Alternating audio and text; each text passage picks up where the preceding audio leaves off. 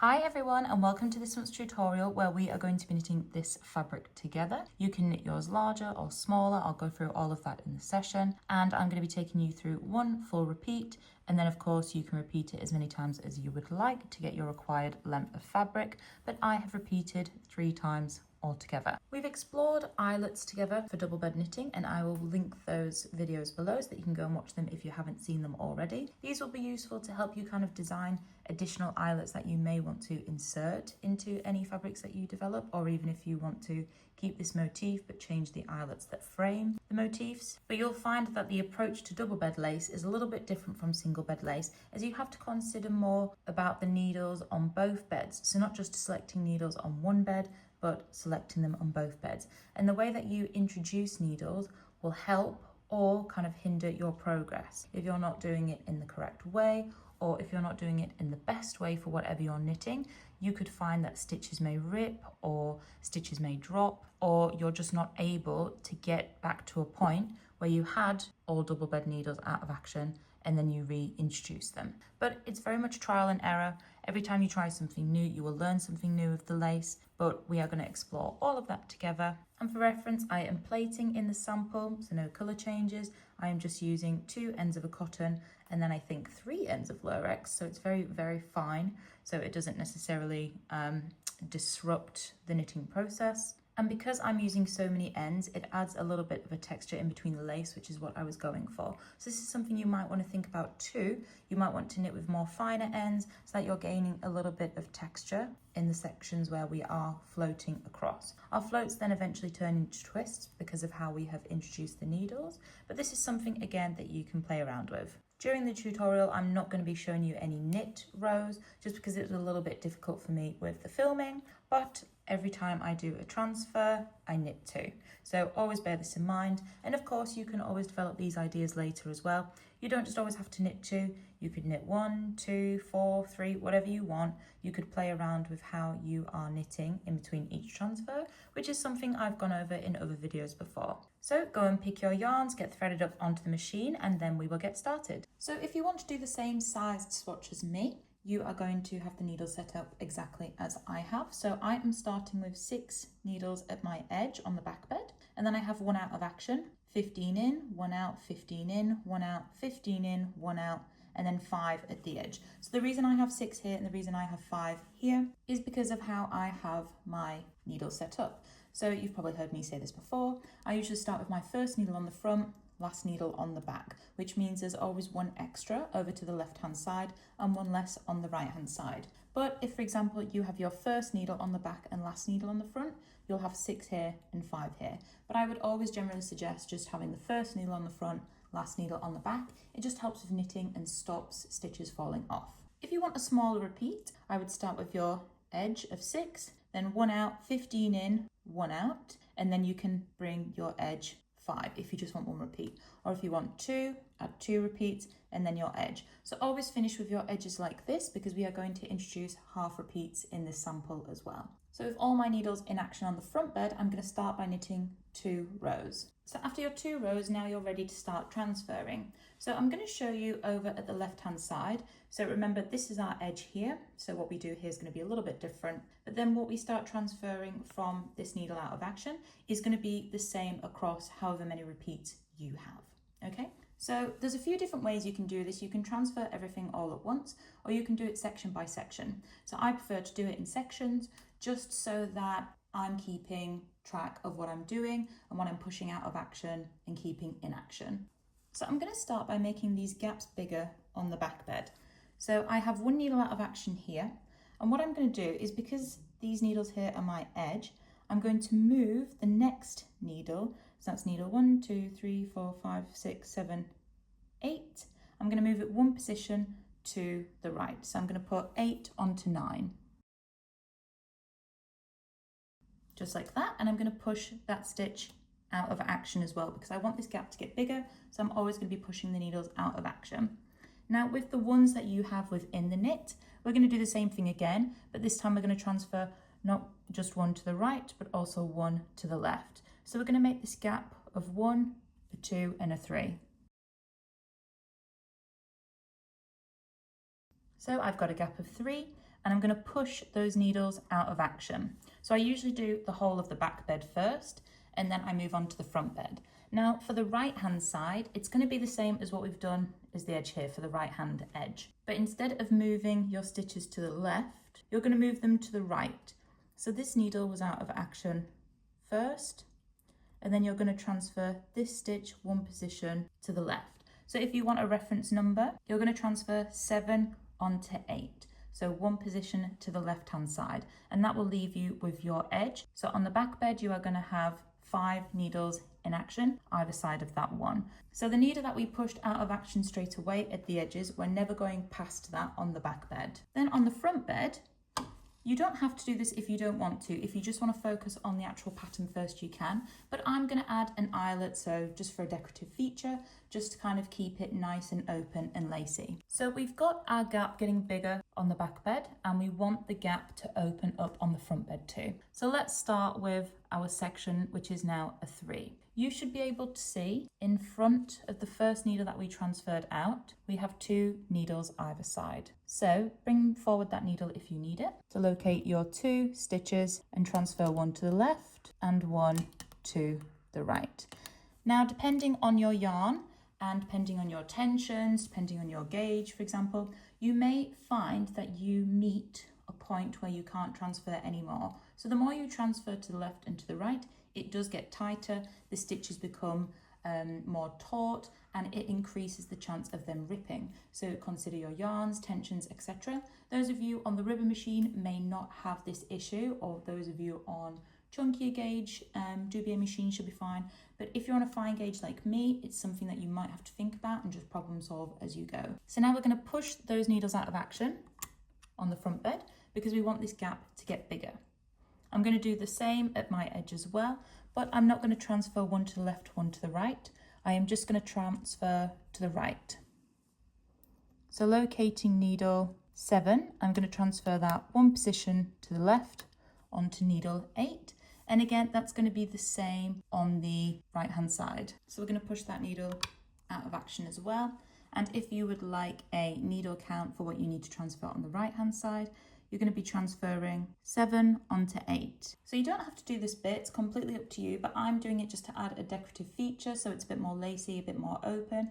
But of course, if you just want to focus on the pattern for now, you can skip this step. But I'm going to add eyelets on the front bed, again, just to kind of break down all of this double bed that we have. So the needle that I have just transferred out of action, so I've just transferred this stitch onto this needle, I'm then going to move across to the next and transfer this one position. So what I'm going to do is, again, I've got these needles out of action on the front bed. I've transferred over to the left, but I'm not going to try and transfer this one again. I'm going to move one across and transfer the eyelet one to the left, and do the same on the other side, transfer it one to the right. So I'm going to leave these needles in action. I'm not going to push them out of action, but this is why I like to transfer and push out of action first across my whole fabric, and then make the eyelet, so I'm not accidentally pushing the incorrect stitches out of action. So complete this on however many repeats you have, and then you're going to knit 2 rows. So I've just knit my 2 rows, and if you're familiar with triangles, you may have an idea of what I'm about to say to you, but we are going to essentially repeat what we've just done, but we are going to keep moving the motif out each time. So again, starting with our edge, we've got a gap of 1. I'm going to now transfer the front bed. So it's up to you if you do the front bed first, the back bed. Maybe I'll just do the back bed first, just to keep it in the same sequence. So I've got 2 needles out of action on the back, and then I'm going to transfer 1 to the right, so that it leaves me with 3 out of action on the back bed. Same with this gap. I'm going to transfer 1 to the left and 1 to the right.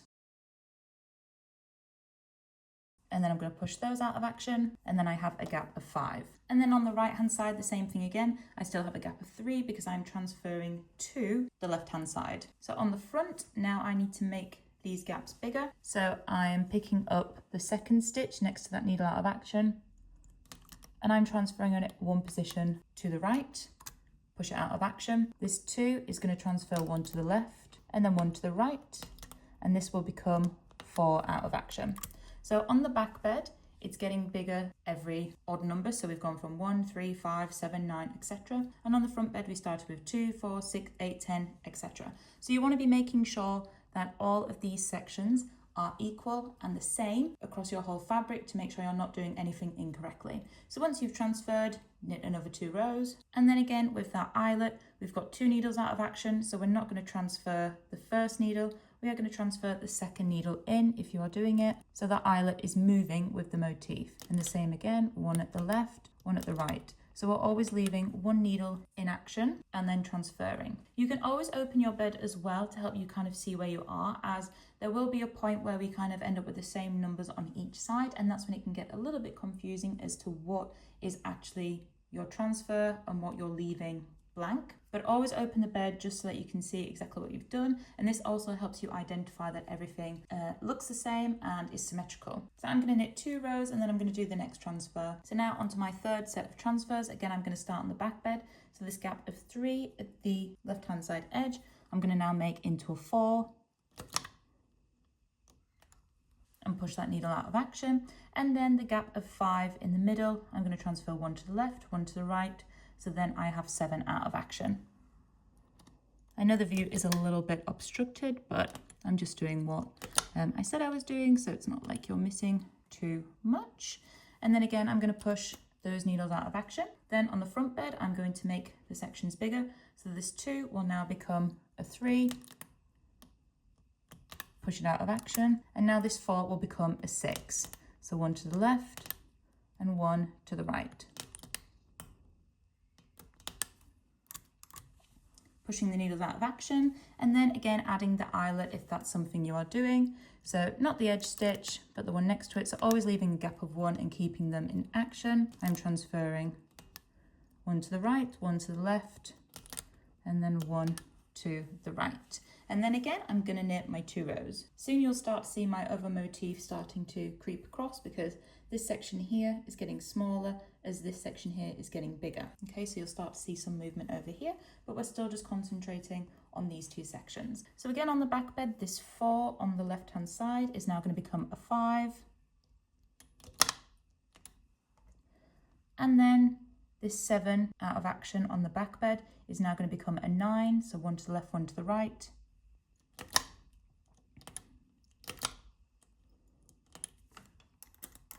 Push those out of action. And then on the front bed, this 3 is going to become a 4. Push out of action. And then this gap, which is now a 6, is going to become an 8.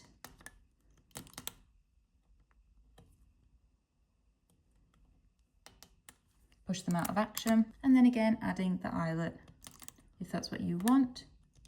So these eyelets are getting very close now to the middle, with only a gap of 4 in the middle. So this is something that I thought about as well before. When I did some tests for this fabric, I decided how big I wanted my floats to be. So I've kept it safe at 10 because this is something that I could keep achieving no matter what yarn I was using. But then I also wanted to check the gap in between the floats to make sure it wasn't too big, too empty, or too small and kind of all cramped together. So these are things that you want to think about if you do want to add in other things such as eyelets or additional lace patterns. You want to think about the gaps in between each motif, but this is why you always do a small sample. You test the individual motif and then you start developing by adding things around it. So now I've transferred again, I'm going to knit my other 2 rows. So now we're on to the last transfer of moving our motif out. So again, on the first section, we've got 5 needles out of action on the back. So we're now going to transfer 1 more to make it a 6. And again, you'll do the same at the right hand side. You should have 6 needles out of action on the back bed when you do this, and then your edge. Then on our section that started as a 2, again, we're moving 1 to the left, 1 to the right. And now this section becomes 11 needles. Then on the front bed again, this 4 is now going to become a 5 out of action. And then we're transferring these 8 needles and making them into 10. So you'll always have 1 more on the back than you do than the front. Push them out of action, and then again add your eyelet. So this time the eyelets are getting really close to each other. So you'll notice if you're doing them, or as you can see here, I have 2 in the middle. And again, this is something I planned. So rather than just having 1 needle in the middle with stitches being pulled to the left and to the right all on 1, I just preferred to do 2. So just to kind of reduce the risk of anything ripping or it being too kind of tight for the overall swatch. Same again on the right hand side of that motif, and then across the rest of all of my motifs. So I've knit another 2 rows, and now what you would have to decide is how to get the needles back in action. So because we have both beds out of action, you simply can't just push them back in. So it's about playing around with how to bring the needles back so you get a double bed fabric again, so that you can then repeat the motif. So what I'm going to do is I am going to start by bringing in the central needle on the back bed. So if you look at all of your back bed stitches, you will find a central needle. So you've got 11 out of action on the back bed. So if you count and find the 6th needle and bring it forward, make sure you push it into action though, so that the machine actually picks it up. I'm going to start by knitting on that one. So I'm going to bring in my central needle for all my motifs. And then on the edges here, because we don't necessarily have a full motif, we only have half, I'm going to start by bringing in the first needle that I transferred out. So essentially that's what we're doing. The first needle we transferred out, we're bringing it back into action. And then again, I'm going to do the same on the right hand side. So the first needle I transferred out is the first needle I'm going to bring back in. So when I introduce that needle on the right hand side at the edge, I'm going to have 6 needles in action. Another thing that you can choose to do is with the eyelets, you don't just have to stop. You can either transfer them exactly where we have before. So remember we had a gap of 1 at the edge, transferred, and then a gap of 2 in the middle. Or you might like to change where the eyelet is and transfer on those 2 that are in the middle. So I'm going to transfer 1 to the left and 1 to the right. And these will pick up because we have needles on the back bed to actually select them. So when you're doing single bed, you can't transfer 2 needles out of action because they will never pick up because it's single bed. So because we're knitting double bed, we can push 2 needles back in together and transfer 2 needles out of action because you have stitches on the back to pick them up. Alternatively, you might decide that you want to transfer 1 at the left, knit 1 at the right, knit 1. So this will slow down your knitting a little bit, but it will kind of give you an offset eyelet all the way. Or again, you can transfer the eyelets where we did before. So it's completely up to you. But when you've transferred them, you want to pop them back into action. You could also even leave them out of action if you just want to reveal a little bit more of the plating, if that's what you've used, and to have a rib. But remember, you want to push it back into action afterwards. So I'm just going to start by transferring 1 to the left, 1 to the right, and knitting 2. Again, I'm going to do this across all of my sections, and then I'm going to knit 2 rows. So when you start picking up, this is what it will look like. You'll kind of have it almost tucking in the middle, and that's something that you could also develop with this idea. You could have your floats tucking, but for now it should just be picking up. You should have a perfect triangle because we have picked up the central needle. At the left and the right, you'll have it pulling all the way to the left and then all the way to the right. When you've knit 2 rows, this is what it will look like. So the stitch is beginning to kind of form and support itself. And then what we're going to do is keep introducing needles back into action. So again, at the left hand side, we're just going to bring the next needle in, so next to that one that we have just picked up. And it's really important that you keep an eye on the ones you've just picked up, as this is where it can get a little bit confusing as to what you're introducing and what you're not. So again, in the center, push the 2 either side of that central needle. And then on the front bed, we're going to do what we've done before. So before we started by transferring 2 out of action, but now we're going to start by introducing them back into action. So if you need help finding those 2, again, just bring your central needle forward a little bit, not too much that it comes out of the latch, and then you can find a needle to the right and a needle to the left of that needle on the back bed, and you can push those in action. And then again, if you're doing your eyelets, make sure you transfer those in these sections in between. And then at the edges, again, you're going to be bringing 1 into action every time. So you're just going to slowly start to fill up this section until there are no needles left out of action. And you'll do the same at the right hand side. So your edge needles are going to start getting bigger. So this is what it will look like when you start to add the front bed and the back bed in together. So sometimes it can look a little bit weird, a little bit spidery, I guess. And sometimes people think that they're doing it incorrectly, but we are doing this so that we always have support on the back, which supports the front. And what this does, the way that we're introducing it, is it creates a nice twist within the ladder. So you may want to play with ideas where you keep the ladders straight when you're reintroducing them, or when you're twisting them. The same is when we take them out of action as well. You can play around with transferring the front and the back to get twists or to keep them straight. So again, for our motif, pushing 1 into action on the first section, and then again identifying those 3, making it into a 5 by bringing the needles in action.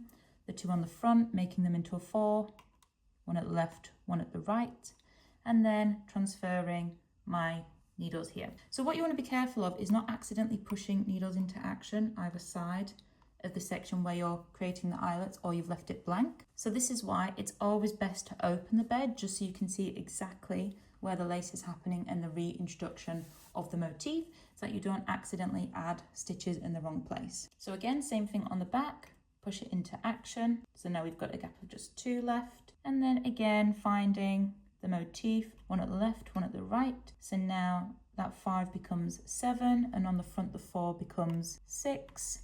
And again, don't forget to bring into action your front bed on the right. So now you've got a gap of 2, and then again transferring your eyelets. So it's always nice when you're reintroducing the motif because it's usually the quicker part of the stitch, and it gives you kind of a nice break as you're just kind of following what's happening on the machine. You might also want to take the opportunity when you're developing these ideas to identify areas which again are getting a lot of knit and not necessarily a lot of eyelets or lace, because you may want to start filling these in. So for example, here we now have a gap of 2 in the middle where we could transfer. So these are ideas that you might want to try, for example, on one section but not on another, to kind of compare them against each other so that you can see if it's too much, if it kind of adds or takes away from the motif that you're already knitting. So now we're nearly back to our starting position. So again, at the left, introducing 1 needle. Be careful that you don't introduce both of them, and make sure you always introduce it kind of on the left hand side going to the right, so you don't accidentally introduce the wrong one. And then again on the back bed, locating that lace, so that's indicated by the larger eyelets either side, and making that section from a 7 to a 9. And then on the front bed, making that 6 into an 8, and again transferring your eyelets out of action. And again, don't forget to add your stitch on the front bed as well. I always leave that till last, I'm not sure why. Maybe it's because I'm bringing needles back into action now and not necessarily thinking about it as methodically as I was before. I also realized that over at this section, I'd actually forgot to introduce one, but just kind of have a number check. We've got 1s out of action now on the front bed, and we've got 1s out of action now on the back bed. Now with just 1s left back in action, we are going to use this opportunity to start the setup again, but also finishing the previous repeat. So first of all, I'm going to find my eyelets because that's just easiest for me to do. And I know that these were always on the sections of 6. So I'm going to start by transferring those. Then what I'm going to do before I push in the rest of my needles is I'm going to locate the central needle that I'll be transferring out first again.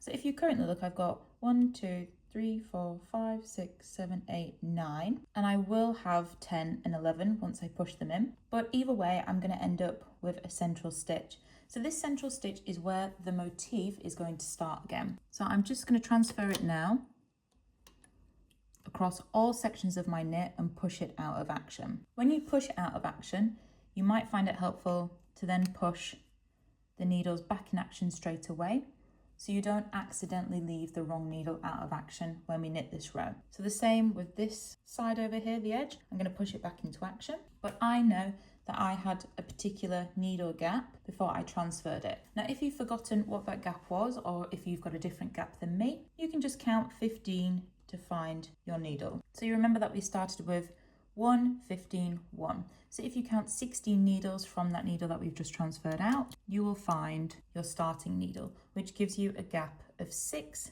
at this side, and it will give you a gap of 5 on the right hand side. So when you think you've done the back bed, again, I will double check to make sure that you have 6 needles, 1 out of action, and then 15, 1 out of action, 15, 1 out of action, etc., until you get to your edge on the right hand side, which is 1 out of action and 5 in action. Once you've done that, you can push all needles backing on the front bed,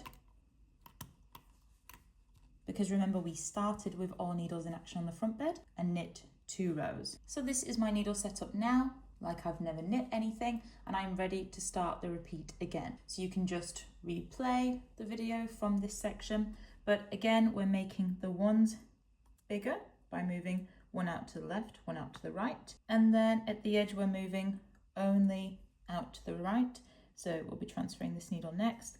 And then on the front we are also making the opposite needles move 1 to the left, 1 to the right as well, to make them bigger. And don't forget, if you've been knitting your eyelets, you also want to be mirroring by moving the eyelets out at the same time as the needles on the front bed. So I hope you've enjoyed this session. I hope it's kind of introduced you to double bed lace a little bit more. Again, I know it's not something that we've covered a lot. It's something that I might kind of get back into because you can do some really interesting things. But it would be nice to see how you play around, if you use this design to develop your own, or even if you've come up with any of your own interesting plating ideas as well. But I hope you've enjoyed this tutorial. Thank you for watching, and I will see you in the next tutorial.